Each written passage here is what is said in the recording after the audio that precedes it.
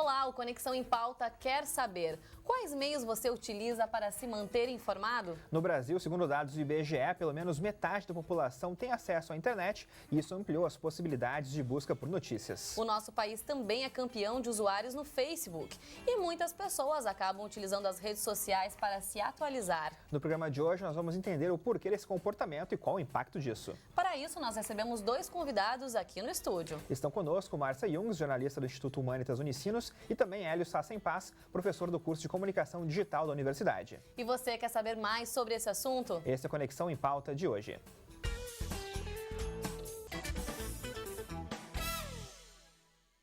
Cerca de 70% dos brasileiros ativos no Facebook se informam pela rede social, de acordo com dados da Quartz, agência norte-americana que divulga notícias sobre a nova economia global. Nossa equipe foi às ruas, então, para saber se as pessoas aqui da região compartilham do mesmo hábito de consumo de notícias desses brasileiros. Confira. Não, eu tenho Facebook, mas uso outras fontes para informação. E tu acha que o Facebook é uma fonte confiável de informação? Nem tudo é confiável. Então, vocês usam o Facebook como fonte de informação? Sim, usamos. E vocês acham confiável? Às vezes não. E por que vocês acham que às vezes não é? É que depende muito do site, né? Da pessoa que está passando a informação. Daí a gente tem até procurar quem está passando essa informação pra gente. Sim, mas nem tudo eu confio. E você? Eu uso bastante Facebook, mas nem tudo que eu vejo eu confio também. Tá aí, nós conferimos então o depoimento das pessoas aqui no centro de São Leopoldo. Deu para perceber que a maioria utiliza então as redes sociais, mas nem sempre acredita tudo que vê, né? Eu acho que isso é importante, né, Vanessa? Com certeza, Rodrigo. E assim como a gente saiu às ruas, a gente quer saber também dos nossos convidados, se eles também fazem uso das redes sociais para procurar se informar. Professora Márcia, no seu caso, tudo bem? Tudo bem. Você utiliza o Facebook para se manter informada? Sim, costumo utilizar o Facebook, sobretudo para me colocar a par de situações bastante objetivas, como, por exemplo, as manifestações que aconteceram em julho de 2013, aquelas manifestações que ocorreram em abril e março deste ano, e especificamente no caso da greve dos professores no Paraná e a repressão que eles sofreram. São pontos bem objetivos nos quais eu gosto de fazer um acompanhamento para ver o que o Face está dando. Mas, como bem os entrevistados na rua também demonstraram, sempre fazendo uma mediação para checar a credibilidade dessa informação que eu estou recebendo através do Face. Professor Hélio, no seu caso também funciona assim? Eu acompanho bastante todo o noticiário, principalmente via redes sociais, não apenas Facebook, eu uso o Twitter bastante também, porque eles têm características bastante diferentes, né? O Facebook, ele tem um algoritmo que determina que o conteúdo postado pelos nossos contatos ou pelas páginas, né, que a gente curtiu, nem todo vai passar pela nossa timeline, ele tem um filtro, né? E o Twitter não tem praticamente filtro. O Twitter, a timeline de todas as pessoas as quais a gente segue, o conteúdo que elas publicam vai parar na nossa timeline por completo, né? E é só uma questão de manchete, link, né? E em todos os casos, a gente corre o risco de cair em armadilhas, né? Porque não necessariamente um texto bem escrito pode ser feito por um jornalista, não necessariamente uma discussão bem feita pode ser realizada por um profissional especializado numa determinada área do conhecimento, e a gente pode ficar um pouco alheio a outras opiniões dependendo de onde a gente busca essa informação. Eu sou, por exemplo, quando acordo, a primeira coisa que eu faço quando ligo o celular é dar uma olhada no Twitter para ver as notícias que aconteceram enquanto estava dormindo, né? Que é importante, né? Porque a gente sempre pensa, né? Bom, se aconteceu alguma coisa, alguém morreu, alguma coisa muito importante, Exato. O pessoal vai estar comentando. Isso, a pessoa comenta e, claro, tu vai procurar uma fonte segura para saber se é certo ou não, né? Quantas pessoas já não morreram, entre aspas, no Twitter, então... E que era mentira, né? Não era uma verdade. Pois é, e professora Márcia, como a senhora analisa, então, essa informação de que cerca de 30% dos brasileiros ativos no Facebook se informam pela rede social? A gente tem que lembrar, claro, né, que os dados se referem às pessoas que têm internet, que têm Facebook, né? Mas como a senhora, então, vê esses dados? Eu penso que o uso tão intenso do Facebook é a expressão dessa conexão, dessa lógica de conexão em rede no qual a gente vive na nossa sociedade hoje, né? Então, por exemplo, eu acredito que a própria plataforma, pelas características dela, oferecendo a possibilidade de criação de postagens, de interação com as pessoas e compartilhamento de informações, por essa própria característica de microblog, ela oferece essa chance para que as pessoas se manifestem, repliquem conteúdos, mas com a ressalva, como o Hélio falou, do algoritmo que também sugere, né, temas e muitas vezes recortes, os quais nós sabemos que não são exatamente confiáveis. Por isso que eu sempre uso a ferramenta com esse desconfiômetro, de pensar em checar, em averiguar essas informações em outras fontes, não ficando apenas na superfície. É porque me parece que o problema talvez não seja procurar informações no Facebook, nas redes sociais, mas sim apenas nesse meio. Professor Hélio, o senhor também concorda com isso? Quer dizer, não usar somente isso como fonte de informação?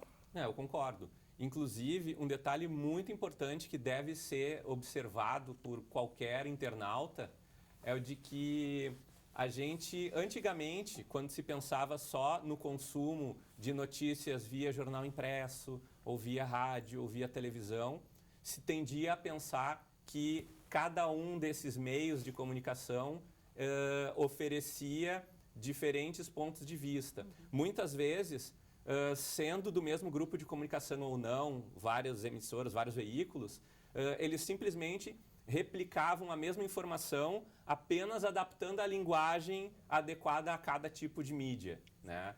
Isso é um ponto. O outro ponto é o seguinte: quando a gente busca informações na internet, a gente não pode se fechar dentro daquele próprio ambiente. Porque muitas vezes, até saindo um pouquinho do âmbito das notícias, só para a gente estabelecer um paralelo com os nossos hábitos no dia a dia, né? A minha família, a minha casa tem um hábito.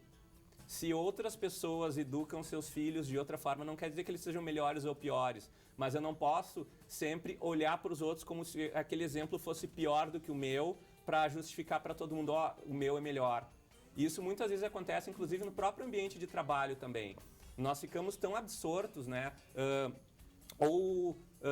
Estabelecendo relações com base em vários autores para preparar uma aula, ou então procurando estudos de caso que ocorrem no cotidiano, que a gente acaba pensando, é a última bolachinha do pacote, é aquilo que eu faço, e não é.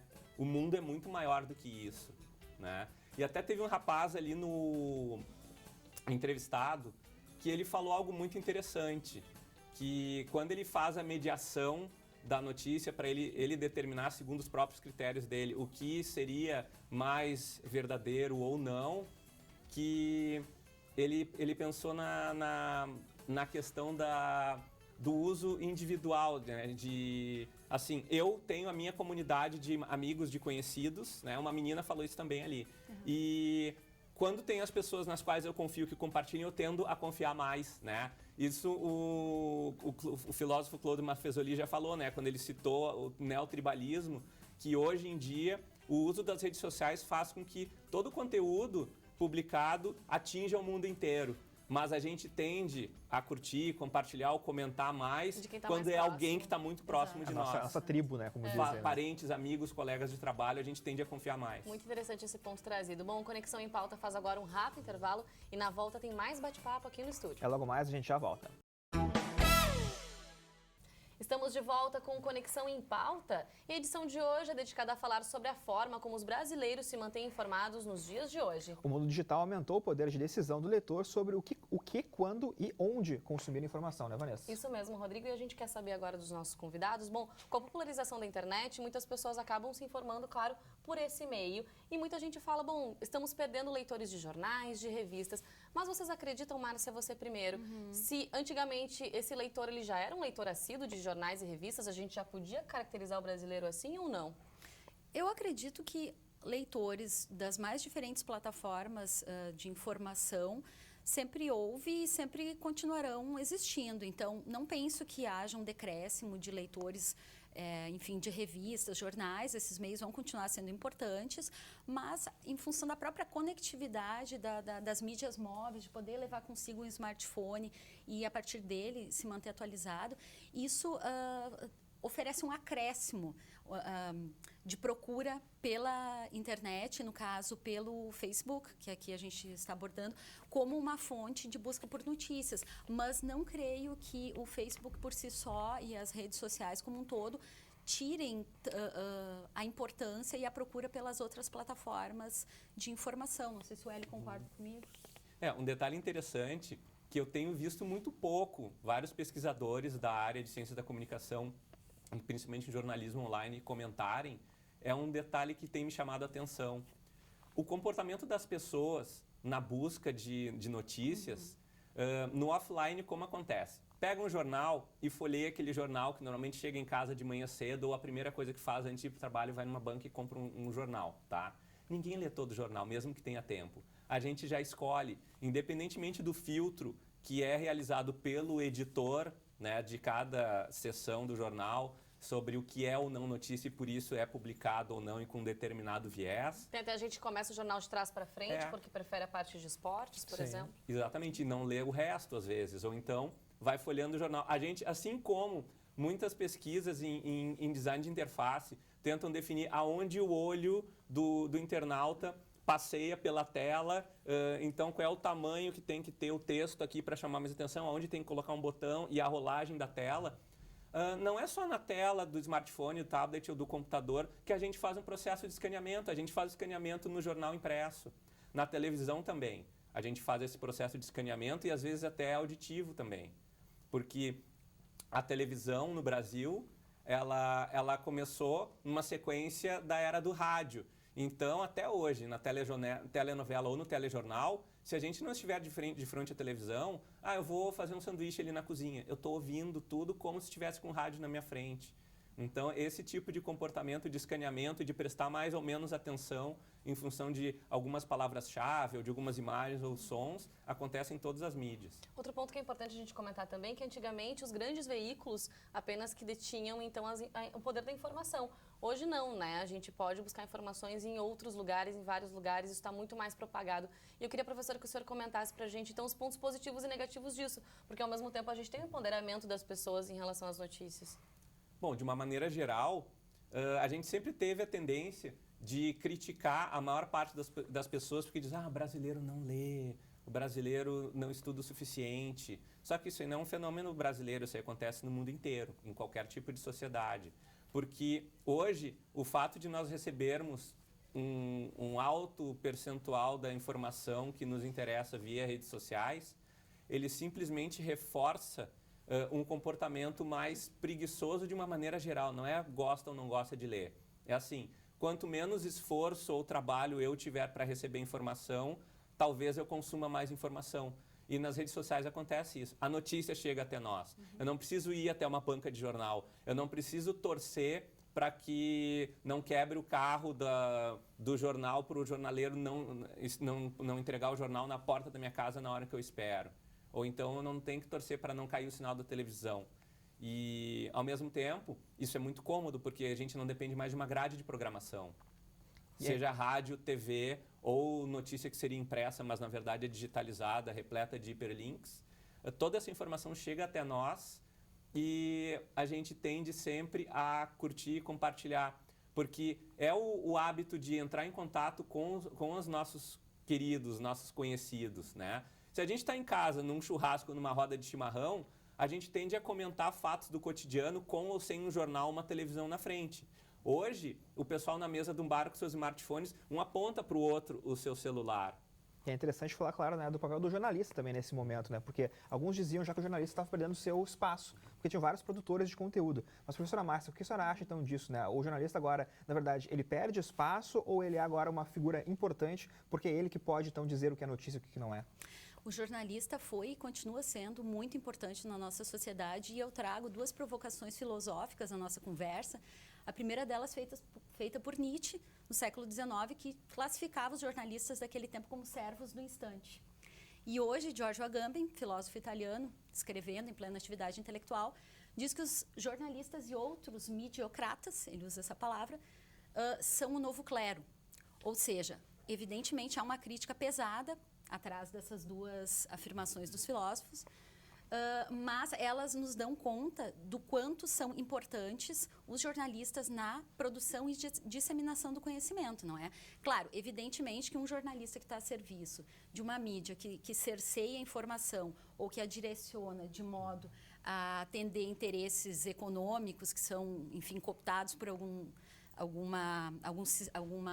interesse econômico da sociedade neoliberal, é claro que esse jornalista vai ter cerceado a sua possibilidade de informar e vai fazê-lo de uma maneira absolutamente parcial e limitada, não é?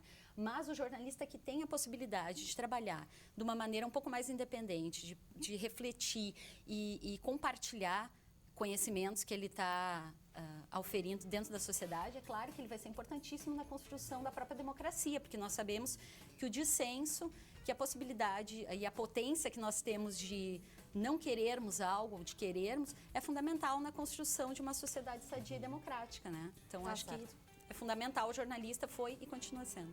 Bom, que bom, né, Rodrigo? Ainda bem. Isso, que bom, fica feliz. O Conexão em Pauta faz agora um rápido intervalo. Na volta, vamos pensar alternativas para uma busca por notícias mais segura no ambiente online. É um instante só, nós já voltamos.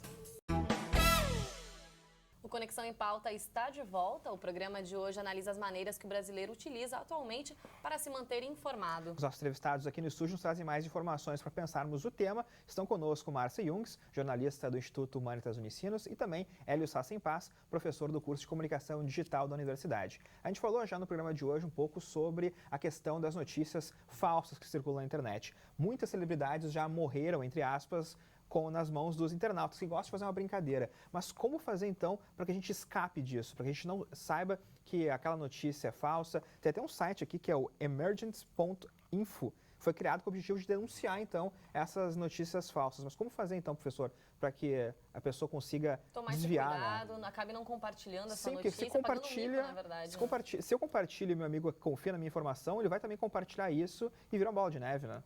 A gente tem aqui no Brasil o E-Farsas, né, que ele faz o mesmo papel, né? E o interessante é o seguinte: a gente tem que tomar cuidado em tentar perder algum tempinho, perder entre aspas, né, porque isso nos enriquece, para tentar apurar um pouquinho a informação. Mesmo que grande parte das pessoas só queira receber informação, se espanta e quer passar adiante com rapidez, né? O pessoal não tem o faro, não tem o preparo para apurar, né? Mas esse seria um exercício muito interessante de investigação. Eles são cada vez mais profissionais, na verdade. Eles dizem, saiu no USA Today, tu vai e entra no USA Today, mas o site que eles colocaram, então, na verdade, é um site falso, que também coloca a notícia como se fosse uma fonte fidedigna. Então, é complicado mesmo para a pessoa, para um leigo, às vezes saber que não é a notícia verdadeira. Sem contar que quando a gente tem acesso a uma versão, né, já a partir de uma investigação sobre o que é verdade e o que não é, com comprovação, né, com material documentado em rede, mesmo assim, a quantidade de pessoas que compartilham essa investigação é muito pequena. Então, se propagou muito mais rapidamente e com muito mais velocidade uma versão que não é verdadeira. Quando é de alguém famoso, ainda fica mais fácil de procurar fontes e tal, mas quando é alguém que é do teu convívio, que é da tua universidade, da tua cidade, e acaba sendo difundida aí alguma notícia falsa, as pessoas passam a acreditar naquilo, a pessoa não tem também como se defender. Então, também esse acaba sendo um problema nessas notícias aí que acabam sendo geradas. Bom, a gente está falando aí tanto da internet, de como ela como ela é importante no dia a dia do brasileiro, principalmente nessa questão da informação. E a gente queria saber um pouquinho de vocês, pode ser o senhor primeiro, professor Hélio, de como então o bom uso da internet, ele pode realmente colaborar para a formação da pessoa, não só na busca de informações, mas no próprio conhecimento dela, no desenvolvimento dela como pessoa, né? Como é que o senhor enxerga essa questão? A gente tem uma porção de nichos na nossa sociedade. Eu acho muito difícil uma notícia atingir a todos ao mesmo tempo, a não ser que seja algo estilo blockbuster, por exemplo, a explosão das Torres Gêmeas, jogar um avião. Isso aí é uma coisa completamente inusitada. Mas a grande maioria das notícias, elas não tem essa dimensão. Então, a sociedade se interessa a partir de grupos sociais minoritários que eles formam ali uma sociedade de interesse, né? Por que eu gosto mais desse assunto, não gosto sobre esse determinado viés, e eu me reúno com essas pessoas. Inclusive, nas redes sociais, elas possibilitam que a gente crie grupos de discussão. Isso enriquece e facilita o contato entre pessoas do mundo inteiro, né? Como pensar essa questão da educação digital na escola, por exemplo, né? Quer dizer, desde cedo, então, esses novos usuários já terem essa consciência. Isso é possível de fazer, né?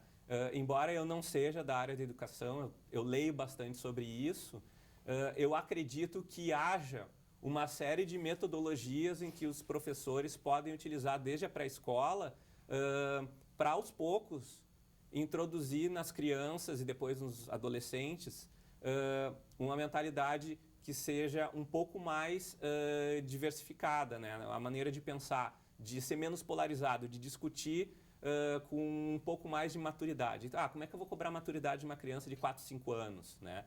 Não necessariamente cobrar, mas dizer assim, alguém falou isso dessa forma, me incomodou ou eu tenho uma outra informação, de, primeiro assim, ensinar um pouco de polidez.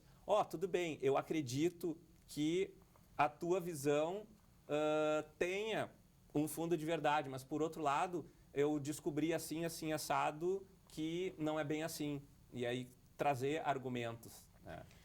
Porque, na realidade, a internet ela acaba replicando comportamentos e posturas que as pessoas já têm fora da rede. Claro que eles podem ser potencializados em função de que a ferramenta nos traz uma certa aura de empoderamento, enfim, até de possibilidade, enfim, de dizer coisas que não diríamos pessoalmente para outras pessoas, na verdade. Mas isso que o Hélio está falando sobre as crianças, eu penso que a escola já pode ir oferecendo possibilidade para que elas reflitam aos poucos sobre o que é uma rede social, sobre a importância de uma ferramenta dessas, porque crianças ali com 8, 9 anos já pedem para fazer perfis de Facebook e nem sempre isso é uma coisa tão óbvia e tão tranquila assim. Enfim, tem muitas coisas relacionadas e implicadas no fato de uma pessoa manter, por exemplo, um perfil, né, de uma criança no Facebook. E daqui para frente, professor Hélio, quais são as tendências, então, que o senhor enxerga para a gente nas informações? Vão ser, então, muitas informações, tanto quanto rasas, ou talvez no futuro a gente possa ter algo mais profundo, mesmo usando esse tipo de ferramenta? Um outro tipo de pesquisa que eu ainda não encontrei, mas que sempre me intrigou e me parece ser mais ou menos no mesmo nível, né, agora você falou, né, Rodrigo, assim, o que é superficial ou não superficial, mais aprofundado, menos aprofundado. Eu creio que independentemente da existência hoje dessas interações e do compartilhamento massivo de notícias em rede, quando a gente só tinha rádio, jornal, revista, TV, cinema, fotografia, ainda assim deve haver um grau, um percentual mais ou menos semelhante entre aquilo que a gente pode considerar como mais aprofundado ou menos aprofundado. Só a maneira de difundir isso é diferente. Então, as pessoas elas vão continuar realizando seus filtros e buscando a informação conforme os seus interesses. Agora, em relação ao futuro, né, que a Márcia até tinha falado antes, né, que o jornal, a revista, eles nunca vão acabar. Eu creio que não vão acabar mesmo. Porque se dizia que o rádio ia acabar quando surgiu a televisão, quando o impresso começou a se tornar mais massivo também, que ia acabar o rádio, que a televisão agora ela ia ser eclipsada pela internet. A gente hoje se preocupa muito com o formato do fazer notícias e nesses meios que não apresentavam tanta interação, mas todos eles estão interligados. Tanto é que a gente hoje pode dizer que é completamente anacrônico pensar numa disciplina como a de comunicação comparada para medir tantos centímetros, se é positivo ou se é negativo determinado conteúdo no jornal A, na revista B, na rádio C, na televisão D. Porque todas essas informações são cruzadas e a gente não tem muitas vezes como perceber a gênese, quem noticiou primeiro, né? E em relação assim a rádio, TV, jornal, revista, o impresso ele vai ter um papel um pouco diferente. Ele tende a ser um pouco menos factual, porque a notícia morre de um dia para o outro em função da internet, de todos estarem com dispositivos móveis propiciando... E até terem essa necessidade desse dinamismo, né? De procurar saber as informações dos últimos minutos, das últimas horas. Professores, muito obrigada pela participação de vocês, pelas informações. Até o próximo encontro. Obrigada. Valeu. Obrigada. E assim nós encerramos o Conexão em Pauta de hoje. Para conferir essa e outras edições, acesse nosso canal youtube.com/TV Rádio Unicinos. Até o próximo programa. Tchau.